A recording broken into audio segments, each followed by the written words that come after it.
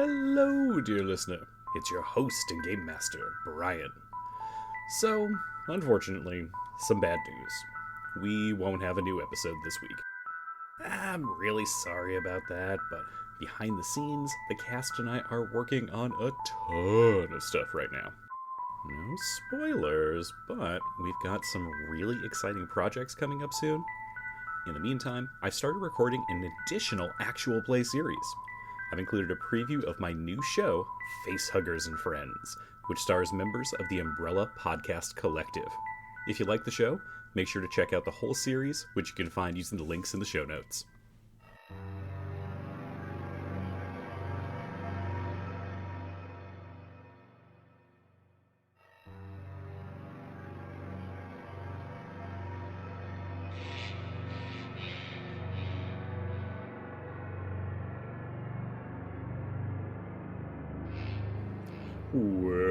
Welcome to our first ever session of Facehuggers and Friends. This is your very first premiere Alien RPG game with the Umbrella Podcast Collective. These fine podcasters have agreed to join me in space, where no one can hear you podcast. Thankfully, that's not true because we are joined by several friends who are going to be playing the Alien RPG today. We have veteran role players and first-timers who are going to be exploring the dark future at the behest of Wayland Yutani. But before we get into that, let me introduce our players. Up first, joining us generously from Ireland, we have Kevin. Can you tell us a little bit about yourself? Hiya, I will. My name is Kevin. I am playing the character Tamura Lucky Saburo, who is going to be fantastic because he has a name called Lucky. I have obviously watched all the Alien movies. I'm an expert enough to know that a character who is brazen enough to call himself Lucky is 100% going to die. There isn't a chance this guy is surviving. But I'll try and keep him alive as long as I can. And yeah, I've played, the usual Dungeons and Dragons game, for 2 years now, the same campaign, and that character is going well. So awesome. Yeah. Yeah, my wife is a veterinarian, and she gave me a very stern talking to of, you never, ever name a dog Lucky. You don't do it, because that dog is going to have terrible things happen. Well, unfortunately, Tamura Saburo is part dog. So he's a dog-human hybrid. So yeah. Well, don't spoil everything just yet. We're going to find out about his powerful golden retriever energy soon. Sweet. All right, and next on my screen, Laura. Well, hello, I'm Laura, and I will be playing Lee Fen Bao, your friendly neighborhood colonial marine. I'm from the show Midday Movies, and I have seen all of the Alien movies. I am a big fan. I have never seen an Alien vs. Predator film, but I have played many Dungeons and Dragons sessions, so I'm hoping that those two things, the Alien movies and the Dungeons and Dragons, will come together in a survival cup for me personally. Can't possibly go wrong. You know what's always worked well in the Alien franchise? Kicking in the door. Yes. It's never gone poorly. Great. Like, a direct approach to Aliens is famously successful. Mm-hmm. Yep. All right. And jumping right over, Steven. Hello, I am Steven. As Brian just mentioned, I am playing Okamoto Renzo, the company man in this Wayland Yutani expedition. My show is also Midday Movies. I'm Laura's co-host and producer for that fabulous show, if I do say so myself. I have a lot of experience with the Alien franchise. We actually have done a couple of episodes already with a couple of folks from this particular podcast. And cross promotion. Yeah. And y'all were both great. We've had Kevin on. We've had Brian on. We're getting Shay on once my audio and video stuff gets sorted. Super looking forward to seeing you soon, Shay, on it. And just tons of experience watching the movies. I've been playing a ton of the Alien games as well recently. Alien Dark Descent, Alien Fireteam. I'm just full immersed into the Alien franchise right now. And I played like years of D&D, so I am ready to go. All right. And Shay, would you tell us a bit about yourself? Hey, I'm Shay. I'm playing the Amelia Edwards character, and I am fully convinced that this is Ripley because I am a pilot and I have a very stylish jumpsuit. So just come at me, bro. Like literally, my bro, come at me. Because my brother's on this call with us too. I am one of the hosts of the Rainy Day Rabbit Holes podcast, where we talk about unhinged history and weird history in the West. I am a huge Alien franchise fan. I even enjoy the bad movies. I enjoy complaining about them. But yeah, I love this genre. Alien movies are kind of like my happy space. So when I'm stressed or upset, I turn on Alien or Aliens or Alien Romulus, and I just feel better. I don't know why. And I am the RPG version of the group. I am excited to introduce you to this incredibly weird hobby. And she's the Ripley, the one who's never dealt with this scenario. I mean, case in point, Ripley had never fought an alien, but True. did a pretty good job. She was the only one that survived. Take that, John Hurt. Yeah. Sometimes you've just got a knack. Mm-hmm. And you've helped introduce our final member of the group, Jason. I'm Jason. I'm playing Freya Jaden, the lovely colonial marshal. So I am occasionally make a guest appearance on Shay's podcast, Rainy Day Rabbit Holes. And this has been a hot minute since I've played any sort of RPG, so this will be a nice refresher. Excellent. All right, dear listener, with that, let's jump into the world of Alien. And of course, if we're talking Weyland-Yutani, there's only one thing that can come to your mind. Debt. You can close your eyes and see the exact balance that you owe. After all, how could you forget when the Weyland-Yutani Corporation so helpfully keeps sending reminders, notifications, past due announcements, and collections agents to try and shake you down for that exact value? You can chip away at it, claw at it, steal, beg, and borrow to try and bring it down, but it never works. Somehow, there's always another form to submit, another late fee, another stone that is added to the pile that you're slowly being buried under. That is, until you got the offer. One Mr. Johnson, Executive Director of Interstellar Operations on Doman 4, offered you a lifeline. A way to not just bring down your debt, but have it completely forgiven. A single ray of hope that flickers ever so feebly before you're sent to a debtor's prison planet, or worse.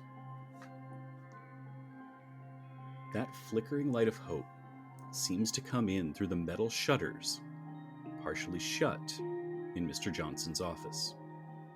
Red-orange light filters in through those shutters into the lavish executive suite. That light dances through the room, coming from one of the twin suns orbiting the colony on Doman 4.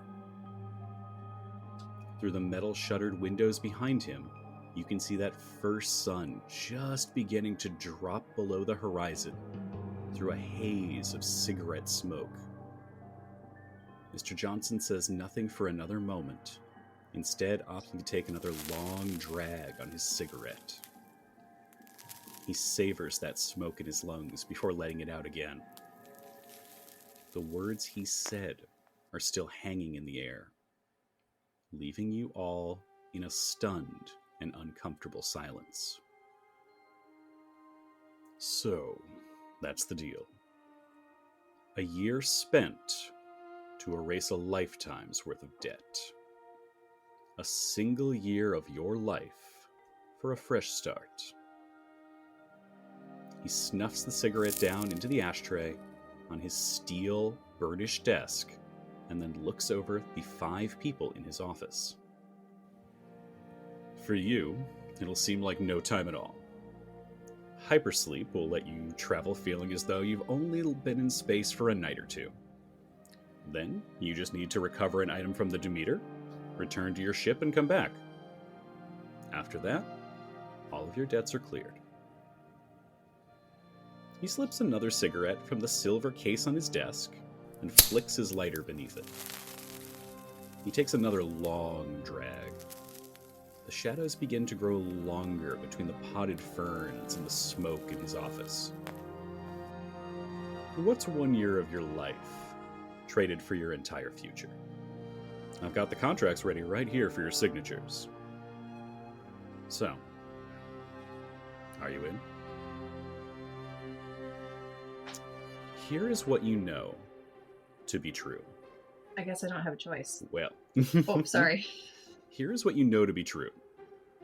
You are each in incredible, debilitating debt. Whether due to accidents, illegal activities, or medical costs, you cannot survive under the weight of your debt.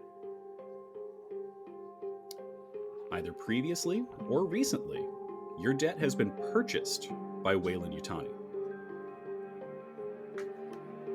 The gentleman sitting before you is the executive director of Wayland Yutani's Spacecraft and Terraforming Division here on Domain 4. And he has outlined what he claims is an incredibly simple job. His predecessor, a Mr. Well, his name doesn't matter, he's not working here anymore, had arranged for an experiment. A ship called the Demeter was testing a new experimental engine outside of United America's space. However, it's been radio silent for too long. Mr. Johnson wants this taken care of. And rather than using company assets for something that wasn't necessarily done on company paperwork, he's got some people in mind. Now, it will take roughly half a light year to travel from Domain 4 to the site of the Demeter, and half a light year to travel back. For you, it will feel like only a few days asleep. You'll admittedly lose about a year of your life. However, the entirety of your debt will be forgiven by Wayland Yutani. Shay, tell us what Amelia looks like and how she's feeling about this offer. What Amelia looks like her actual physical appearance? I mean, I hear she's got a killer jumpsuit. Okay. She does. Very stylish jumpsuit. Popped collar and all. So, I'm Amelia Edwards. I've got short, dark, curly hair, a little bit wild, steely blue eyes, and a perpetual deadpan expression on my face. I always have gum, snacks, or smokes, or something else tucked into the multiple pockets of my very stylish MK50 compression suit. When I'm in the cockpit, or when things get serious, I always put on my mirrored sunglasses. Sitting in a chair next to you is Laura's character, Li Fen Bao. Laura, would you tell us a little bit about her? Absolutely. Li Fen Bao, myself, has close-cropped hair and cold eyes. My clothing is simple and utilitarian, and I wear a set of dog tags around my neck and have another set of dog tags as a bracelet on my wrist. The marine element of my past is really showing through in my current style choices. And how much does Li Fen Bao wish she had a gun right now? Oh, the feeling is omnipresent.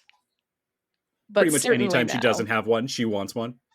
Yeah, and particularly when talking to company men of the Wayland Yutani sort. Mr. Renzo will remember that. I feel like we had a little telltale thing pop up. I don't know, Leaf and Bao, did you... After you, Shay? Did you check my pockets? There might be what you need in there. I have many pockets, remember? Yeah, I'm just delicately like sneaking my hand across the chair, like furrowing "Which one into is the gun 1 to pocket?" 12 of your pockets, Into my very large. trying to determine from size. And you can pull out a kitten out of one. Which doesn't solve my problem, but solves There's a another kitten one. in one. There's a sandwich in the other one.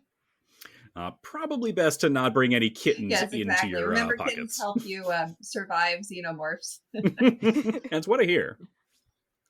Now, interestingly, there is a very well-dressed man sitting across from you on the other side of the room, who certainly looks like a Wayland Yutani executive, although probably not at the executive director level. Steven, what does Okamoto Renzo look like? Okamoto Renzo, or Mr. Renzo, as he introduces himself to people, has a disarming smile, is impeccably dressed and groomed.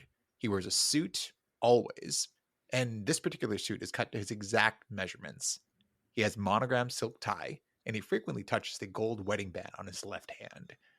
He has a determined look on his face, and he's a bit no nonsense, although he does seem a bit desperate at this point. So no nonsense, desperate, determined, but definitely big company man vibes. Mm.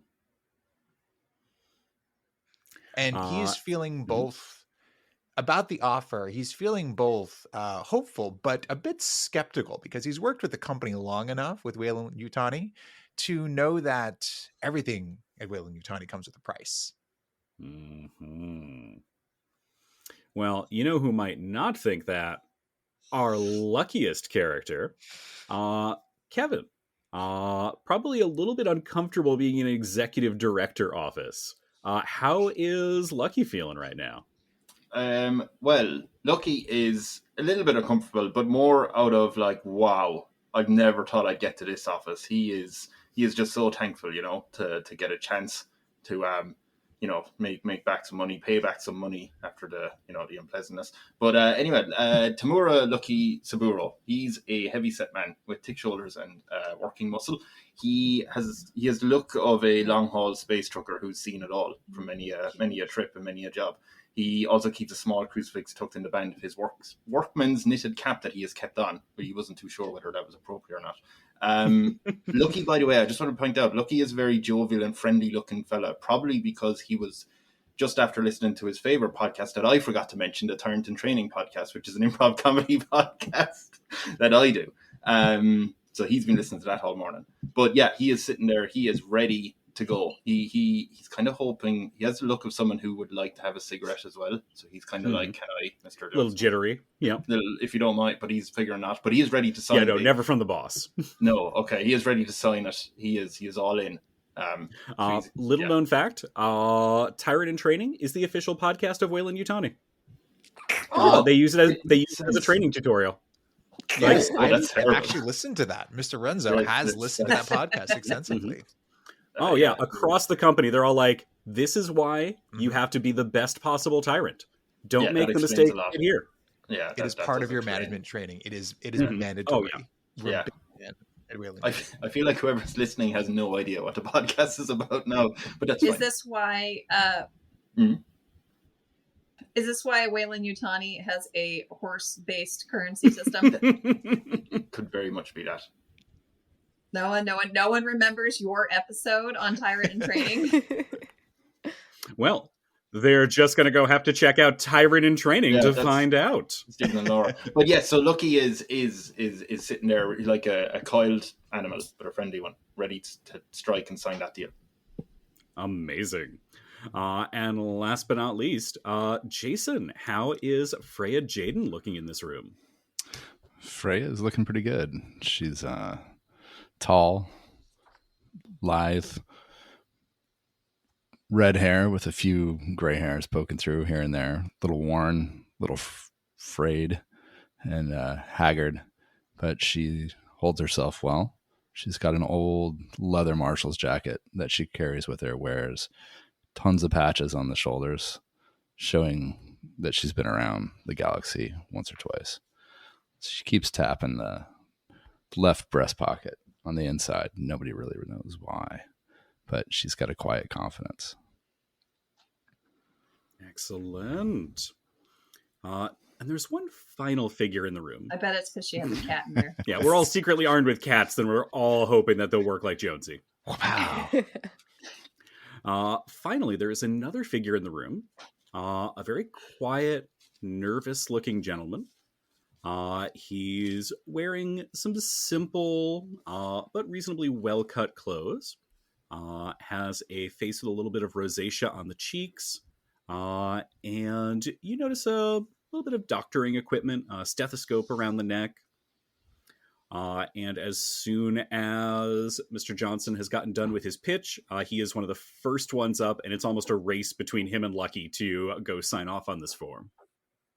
Lucky wins. Standard. Deceptively agile. Yeah. So, are all of you taking the deal? Please say yes, or you're going to have a really boring time on the show. Oh, yes. I just confirm with our executive director. So, one engine for 2.5 million. Is that the deal? I get you this experimental engine. I return, and 2.5 million erased from my debt. All of the debt will be gone. Thanks so much, Mr. Johnson. I try and shake his hand. I'll hold up my hand. He does. He Oh, does. yes. Oh, I am so proud. I am shaking so hard. I'm signing. And he gives you a very patented corporate smile. Oh, this is amazing. What's that? The crow's feet at his eyes just kind of shrink up just a little bit. I turn to face the rest of him like I'm taking a photo, hoping someone will take a photo. This is amazing. All right, I nod with easily perceived aggression. Well, I'm trying to play it cool, so I slide on my mirrored sunglasses so he can't see the desperation in my eyes, and give him a small, almost imperceptible nod of agreement. I mean, I do have a mountain of debt and bail bonds following me around like a ball and chain. He kind of smiles as you give him that very imperceptible nod. Additionally, Miss Edwards, I believe you came in on a ship, the Persephone, is that right?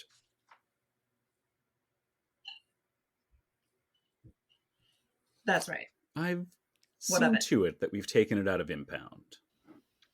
You can use that for transit. All right.